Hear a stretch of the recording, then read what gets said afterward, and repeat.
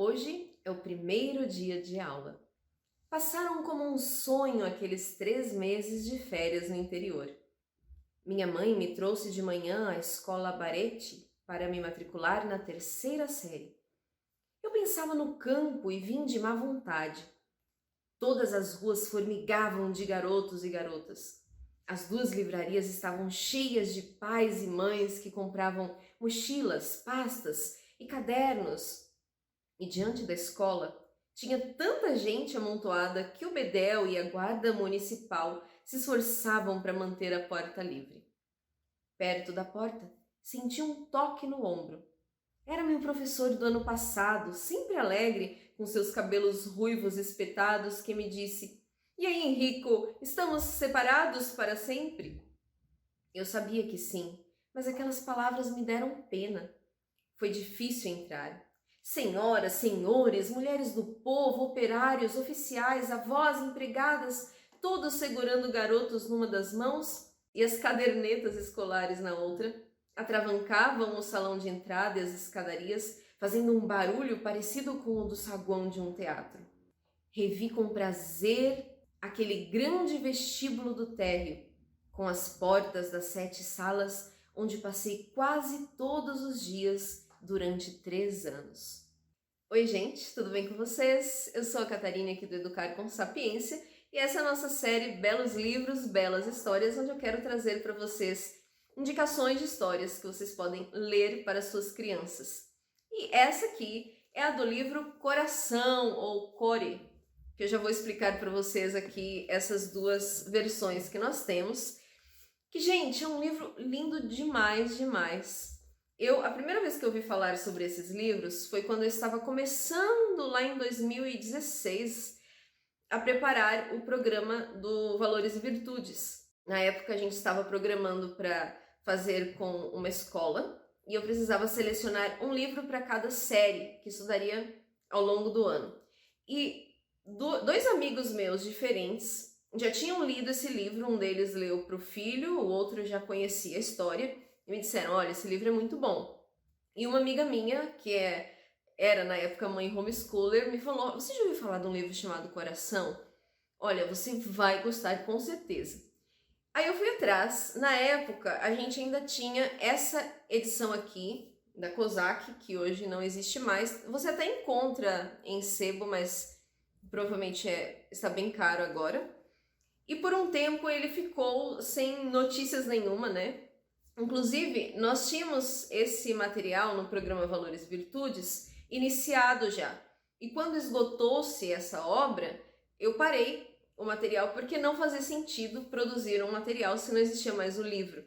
Só que depois nós tivemos uma outra editora autêntica, que publicou esse aqui como Core. E existe uma diferença, óbvio, vocês devem saber que cada editora, quando vai publicar, produz a sua tradução, geralmente, né? Então aqui são duas traduções diferentes. Eu gosto muito dessa tradução aqui. É uma tradução com um estilo que me parece mais bonito, assim, mais musical até. Eu sempre falo isso, que uma das formas de você avaliar o texto é você perceber a beleza dele, a beleza da linguagem mesmo. Infelizmente, hoje, muitas vezes, para tornar o livro mais acessível a mais públicos, a gente acaba perdendo um pouco essa riqueza do estilo. Mas isso não quer dizer que a obra fica ruim, tá, gente? Às vezes existem traduções que não são boas, né? Mas às vezes é só uma questão de estilo mesmo. Então, hoje, pelo menos enquanto eu gravo este vídeo aqui, nós temos essa edição, que também é original, a editora autêntica. Você sempre vai encontrar esse selinho aqui, ó, dizendo assim: versão integral sem adaptação. Às vezes as pessoas me perguntam indicações, né? Para Pinóquio, qual obra é indicada? E antes de tudo, eu sugiro que vocês vejam isso, especialmente se você for usar o nosso material do programa Valores e Virtudes, porque quando não é integral, não tem como você usar junto, porque o material é feito acompanhando cada capítulo da história. E às vezes a versão adaptada tira trechos, resume para ficar curtinho e, enfim, não dá para usar tão bem, né? Embora dê para você conhecer por cima. Mas a editora autêntica tem essa série, eu não sei se é uma série, mas que tem livros ainda no integral. Então este livro conta a história do Enrico, que é um menino que vive na Itália, né? Está vivendo as suas aventuras ali de um ano escolar. O livro é todo dividido, gente, por meses do ano. Ele vai fazendo como se fosse um diário do que está acontecendo. Mas não é só na escola, ele vai narrar os acontecimentos da vida dele com os colegas, com professores, a vida familiar, enfim. Ele tem muito mais ênfase nessa questão de um diário do ano todo, né? Do que se passa bastante na escola. Mas vocês vão ver que cada dia é curtinho, assim, e geralmente tem uma lição muito profunda, assim. Tem pessoas que até reclamam, né, que o autor é muito moralista, mas, gente, é impossível você não...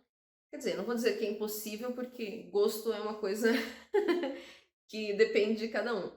Mas é muito difícil, vamos dizer assim, você não gostar dessas histórias e da sensibilidade com que o autor vai desenvolvendo a narrativa. É claro, isso aqui é uma obra ficcional, né?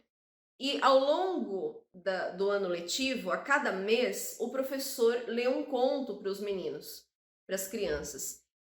E é por isso que nós tiramos daqui uma das histórias que nós usamos no clube Volta ao Mundo em Família, que eu já fiz um vídeo aqui falando, que é a história O Pequeno Escritor Florentino. Então são histórias avulsas que tem ali no meio, porque são contos que o professor contou, né? Contos que o professor contou, mas enfim.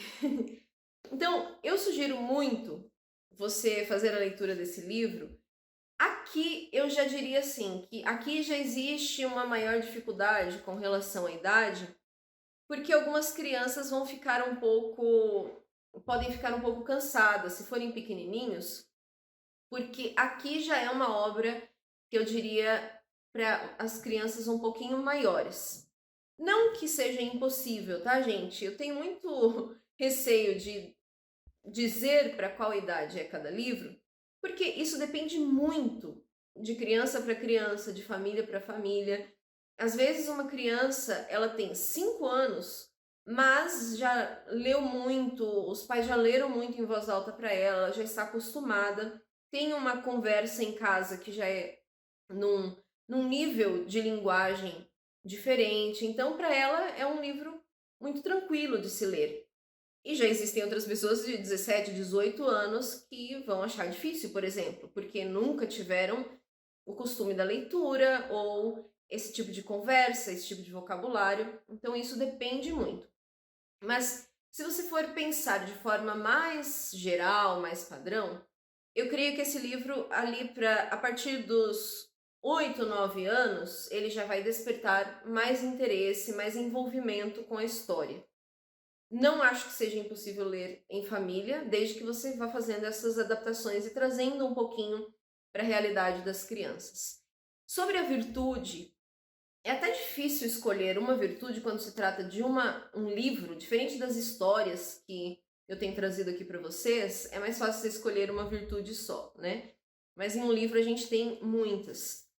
Nesse aqui do coração, as virtudes vão ser muito voltadas para essa questão mais moral, de você servir ao outro, sacrificar-se pelo outro ou pela sua família, ou pela sua nação, inclusive. Existe muito a coisa nacional, né, nessa época aqui, em que valorizava-se essa questão do país e da nação mesmo. Existem até tópicos da história da Itália que vão ser narrados aqui. Mas, de forma geral, é um livro que é muito sensível no modo de apresentar situações e reações das personagens àquelas situações. Amizade é algo muito forte aqui, relacionamento de pais e filhos, relacionamento com os professores, o valor do estudo, o valor do trabalho, o valor do esforço para você conseguir aquilo que é necessário.